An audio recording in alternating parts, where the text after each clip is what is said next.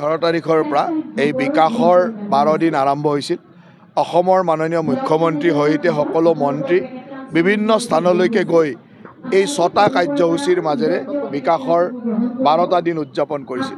মুখ্যতঃ ছাত্ৰ ছাত্ৰীসকলৰ স্কুটি বিতৰণ, চাইকেল বিতৰণ, লেপটপ বা নগদ ধন বিতৰণ, তাৰ লগে লগে মাইক্ৰ' ফাইনেন্সৰ সকাহ আৰু চিড কেপিটেল আৰু দুৰ্যোগৰ বা প্ৰাকৃতিক দুৰ্যোগৰ ক্ষতিপূৰণ।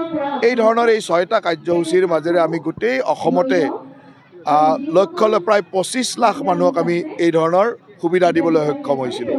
বিভিন্ন ছাত্ৰ ছাত্ৰী 12 লাখ ওচৰা ওচৰি ছাত্ৰ ছাত্ৰীসকলক আমি বিভিন্ন ধৰণৰ সহায় দিছিলোঁ। কাৰোবাক স্কুটি, কাৰোবাক চাইকেল, কাৰোবাক লেপটপ বা টকা, আৰু ঠিক তেনেদৰে প্ৰায় 7 লাখ হিতাধিকাৰীক আমি ৰাজহ ব্যৱস্থাপনা বিভাগৰ পৰা এই ধৰণৰ দুৰ্যোগৰ কাৰণে বিনিময়ত টকা পইচা দিছিলোঁ। প্ৰায় 25 লাখ হিতাধিকাৰীক এই ধৰণৰ সহায় কৰিবৰ কাৰণে অসম চৰকাৰে এই 12টা দিন বিকাশৰ 12 দিন হিচাপে পালন কৰিছিল।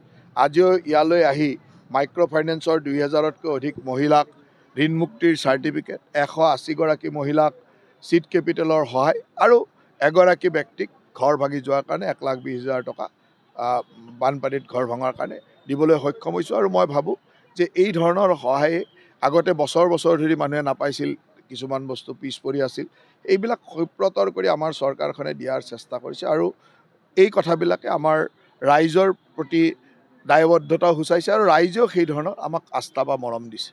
বিকাশৰ যাত্ৰা চলাই আছে, কিন্তু এতিয়া